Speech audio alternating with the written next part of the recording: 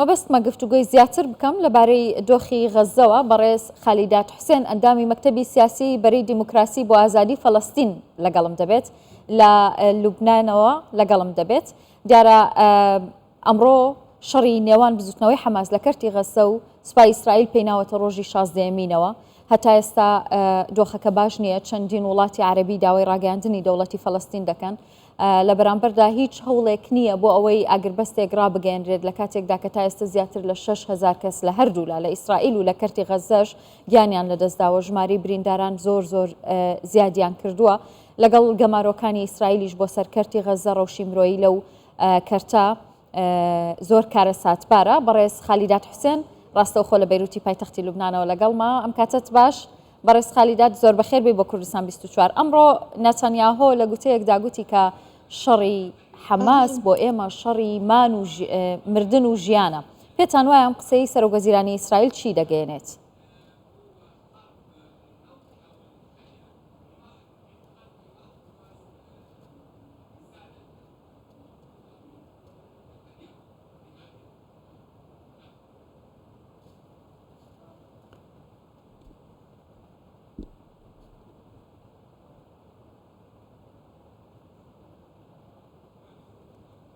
تستفيد من التغطية والدبلوماسية نعم والعسكرية بەڵێ لەلایەنی سەربازیەوە و ئەو هەڕەشانەی کە ئیسرائیل دەیکاتەوە ئەو پشتگیری نێودەوڵەتیەکەی لە ئیسرائیل دەکرێت تەنیا بۆ ئەوەیە منداڵ و ژنی بە ساڵاتچووی زیاتر بکوژن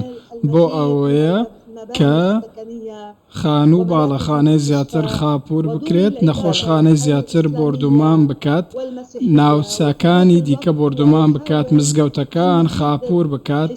ئیسرائیل دەیەوێت گەمارۆی خۆی بۆ سەر کەرتی غەزە سڵتر بکاتەوە تونتر بکاتەوە ماوەی چەندین ساڵە لە هەوڵی ئەم کارکردنەدا ئێستاش هەمان کار دەکات دەیەوێت ڕێگری بکات لە چوونە ناوەوەی خۆراک و پێداویستی پزیشکی بۆ ڕۆڵەکانمان لە کەرتی غەزە ئەم کوشتن و ئێرانکاریە دەڕەندانەی کە ئیسرائیل و سوپای ئیسرائیل لە بەرامبەر ڕۆڵەکانی ئێمە لە غەزە جێبەجێ دەکات دڵنیابن هیچ دەرەنجامێکی نابێت وەنە ئیسرائیل ناتوانێت هیچ شتێک لەم هێرشانە بەجێ بێنێت یاخود تەنانەت هیچ شتێکی تریش لەم هێرشانەی بەدەست نایێت هەواڵگیریەکانی ئیسرائیل هێرشەکانی ئیسرائیل تەنیا بۆ داگیرکردنی زیاتر فەڵەستینە بەڵام بەرامبەر پاڵەوانێتی کوڕانی فەڵەستین هیچی پێ ناکرێت بۆیە پێم وایە کە تەنیا ئالۆزی و کوشتنی زیاتری لێ دەکێتەوە ئەم ئالۆزیانەی کە ئێستاان بەڵام هیچی تری لێ بەرهەمنایەت بەرەی ئەو جەنگە فراوانتر دەبێت و لە نێوان حەماس و ئیسرائیل دەترازێ بۆ نمونە جێگریە میداری گشتی حیزبوڵای لوبنانی ڕایگەیاند کە ئێمە ئێستش بەشێکین لە جەنگەکە پێتان وایە کە بەرەی دیکە دێنە ناو جەنگەکەوە؟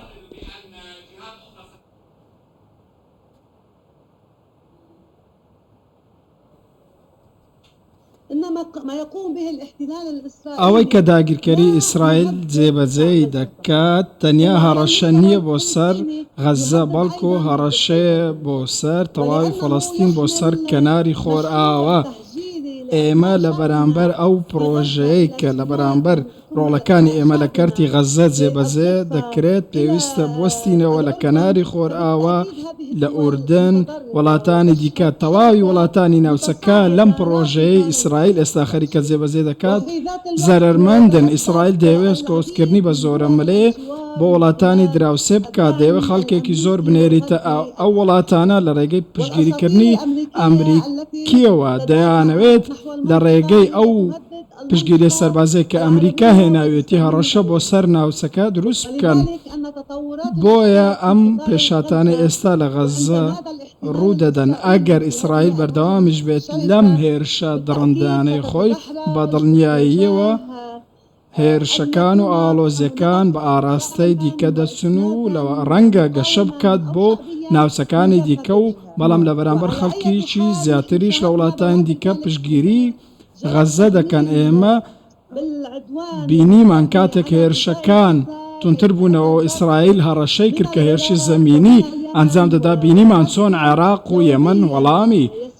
ئیسرائیل و ئەمریکا ئەنداوە ئێستاش خەریکی وەڵامدانەوەن لەلایەن ڕۆڵەکانمان لەو دوو وڵاتەوە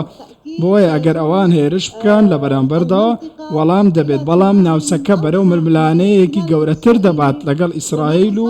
لەگەڵ ئەمریکا و ئیدارەی ئێستای ئەمریکا و نابێ ڕێگە بدرێت ئەم هەڕەشانە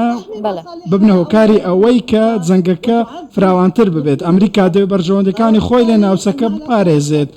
بەر لە هەموو شتێک بۆیە بێگومان تەشەنە دەکات. بەڕێز خالیدا جەنگەکە زۆر خوێناویەوە ئەوەی زیاتر لەم جەنگەدا قوربانیە مناڵ و ژنان و کەسانی بەساڵاچوون. بۆچی تا ئێستا هیچ هەوڵێک نییە بۆ ڕاگەاندنی ئاگربەستاوەکو وەکو خۆشت ئاماژەت پێدا بەرەی جەنگەکە فراوانتر نەبێ وڵاتانی دیکەشنێ لەنێو ئەم جەنگەوە و گەورەتر نەبێت؟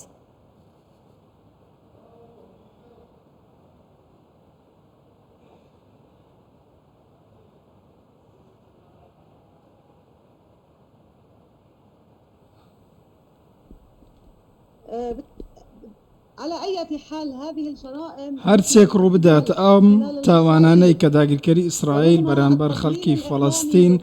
جێبەجێ دەکات لە سەروی هەموو شوێنەوە چاواشەکاری میدیاییە کە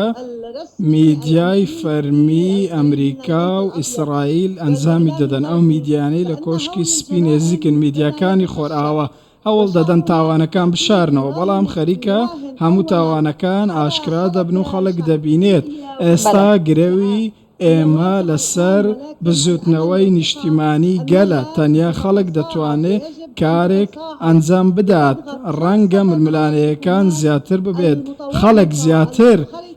فشار لەسەر حکومەتەکان دروست بکات بۆ ئەوەی ڕێگری لە ئیسرائیل بکەن بەردەوام بێت لەو تاواکاریانەی کە ئێستا لە بەرامبەر غەزە ئەنجامی دەدات و ئەم هەموو خەڵکەی خستۆتە بارودۆخێکی مرۆیی خراپەوە. زۆر سپاس لەسەر ئاستێکی دیکەش ئیسرائیل سوودی بینیوە لە سزادانی خەڵکی غەزە. ڕاستە ئەم کۆمەڵکوژەی ئێستا لە بەرامبەر خەڵکی غەزە ئەنجام دەدرێت لە مەزنترین تاوانەکانی مێژووی مرۆڤایەتیە بەڵام دەبێت دڵنیابین بە درێژایی مێژوو خەڵکی فەڵەستین ڕوبەڕووی دەیان تاوانی هاوشێوە بووەتەوە و هەرگیز خۆراگری نەشکاوە و